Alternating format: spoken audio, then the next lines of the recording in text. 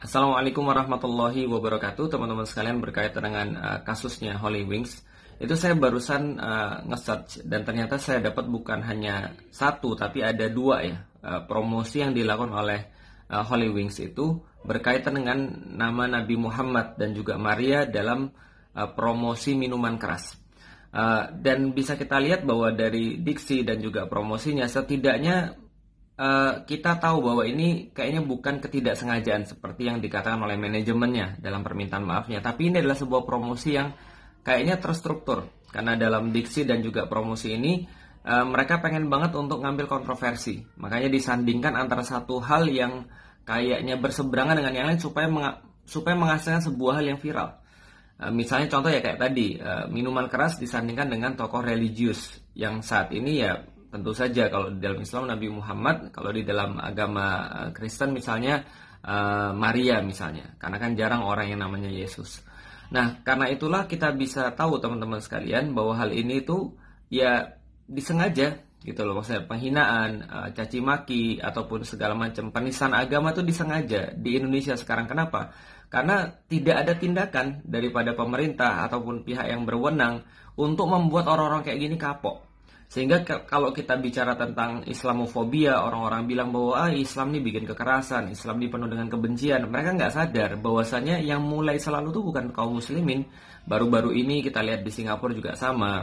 Ada orang promosi bikini dengan nama-nama Allah, nama-nama ayat-ayat Al-Quran dan seterusnya. Ini kan sangat menyakiti. Orang-orang muslim itu di mana-mana diem. Cuman mereka itulah yang seringkali diprovokasi. Nah, ketika mereka merespon dengan keyakinan mereka, dengan iman mereka menyatakan pembelaan terhadap Nabi Muhammad, mereka menyatakan pembelaan terhadap Islam, maka mereka dibilang hate speech, mereka dibilang radikal, mereka dibilang kekerasan. Sekali lagi teman-teman sekalian, kasus-kasus macam ini, Holy Wings ini cuma salah satu contohnya.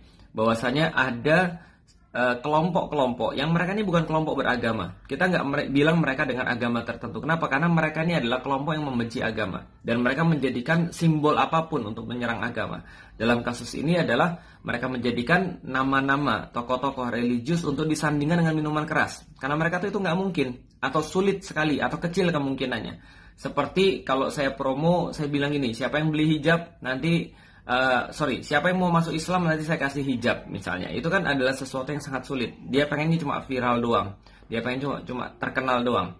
Nah, sekali lagi ini adalah sebuah hal yang sistematis terjadi ada dalam pikiran orang-orang untuk mengolok-olok agama dan menganggap bahwa Indonesia ini sudah kayak negeri di luar ya, kayak di Amerika misalnya atau di Inggris misalnya, yang mengolok-olok agama itu adalah merupakan sebuah hal yang keren. Yang mengolok-olok agama itu merupakan sebuah tanda kemajuan. Yang ketika dia tuh menghina-hina agama tuh merupakan tanda kemodernanan gitu loh, maksudnya modernitas gitu kan ya. Nah, ini adalah yang terjadi di luar. Karena kenapa? Karena sekali lagi pihak yang berwenang dan pemerintah itu tidak bertindak tegas terhadap perkara-perkara kayak gini. Karena itulah ini bukan akan yang terjadi yang terakhir kali, akan ada lagi yang lain. Karena orang-orang yang punya pikiran kayak gini itu banyak, dan ketika didiamkan bahkan kemudian ditambah dengan narasi Islamofobia, maka mereka mengatakan bahwa Islam ini memang layak untuk dijadikan sebagai bahan bulian. Jadi mereka seolah-olah berpikir bahwa ya ini sudah benar, bahkan ini adalah sebuah tindakan yang harus dilakukan. Nah, ini yang kemudian perlu kita sorotin dan mudah-mudahan kita menunggu tindakan tegas daripada pihak berwenang dan pemerintah untuk melakukan hal-hal yang membuat kapok ya terhadap orang-orang yang melakukan kayak gini. Karena ya kalau misalnya mau nunggu orang-orang muslim untuk bereaksi, nanti ya dibilang kayak tadi lagi, radikal lah, kekerasan lah, lalu kemudian segala macam lah. Tapi yang berwenang tuh nggak berbuat apa-apa gitu loh maksudnya. Jadi kayak misalnya ada perselisihan di antara anak-anak, tapi orang tuanya kemudian nggak berbuat apa-apa, tapi malah nuduh anaknya radikal, nuduh anaknya penuh dengan kekerasan. Ya kenapa orang-orang muslim itu harus berbuat? Kenapa orang-orang muslim itu harus bereaksi? Karena yang berwenang tidak bereaksi. Gitu loh maksudnya. Wallahualam bishawab teman-teman sekalian, semoga kita bisa mengambil pelajaran bahwasanya selama ini isu bahwasanya orang-orang muslim itu penuh dengan kekerasan, orang muslim itu penuh dengan radikalisme, ekstremisme, itu hanyalah sebuah hal yang ya khayal ya. Ternyata kita lihat yang diprovokasi itu justru orang-orang muslim. Selalu dan selalu. Dan mungkin nggak akan berhenti sampai dengan cuma kasus ini. Makanya apa yang perlu kita lakukan? Pertama, sebagai seorang individu muslim, report, blog, laporkan. Dan kemudian ya sampaikan bahwa ini adalah penghinaan terhadap agama, hate speech terhadap agama. Ini adalah sesuatu hal yang sangat provokatif. Walaupun sudah diberikan permintaan maaf, tapi sudah saya sampaikan ini adalah sesuatu yang sangat tersistematis.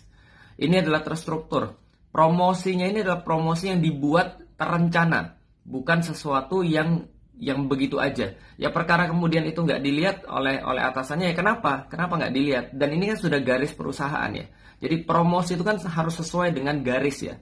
Harus sesuai dengan ya brand yang ingin dibentuk tentang satu perusahaan atau tentang satu produk. Dan kalau kita di marketing kita udah ngerti yang perkara-perkara kayak gini, bahwa nggak mungkin seseorang tuh menerbitkan satu brand, bahkan warna, bahkan diksi, bahkan apapun juga, kecuali itu harus sesuai dengan ya visi misi, dengan brand yang dibangun oleh yang ingin dibangun oleh produk atau yang ingin dibangun oleh perusahaan itu.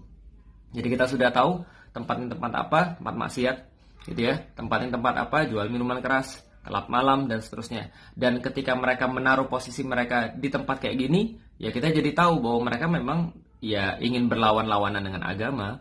Dan itu bukan hanya Islam ya, dan harusnya orang-orang Kristen juga merasa tersinggung ketika Maria itu disandingkan dengan minuman keras. Padahal kita tahu Maria adalah bunda suci di dalam agama Kristen. Di dalam Islam juga sama. Perawan gitu kan ya. Perawan Maria, kita juga mengakui seperti itu. Dan nama Maria, nama Muhammad ini harus dijaga dan harus dibela oleh semua orang yang masih punya cinta terhadap mereka. Makasih teman-teman sekalian, semoga bermanfaat. Assalamualaikum warahmatullahi wabarakatuh.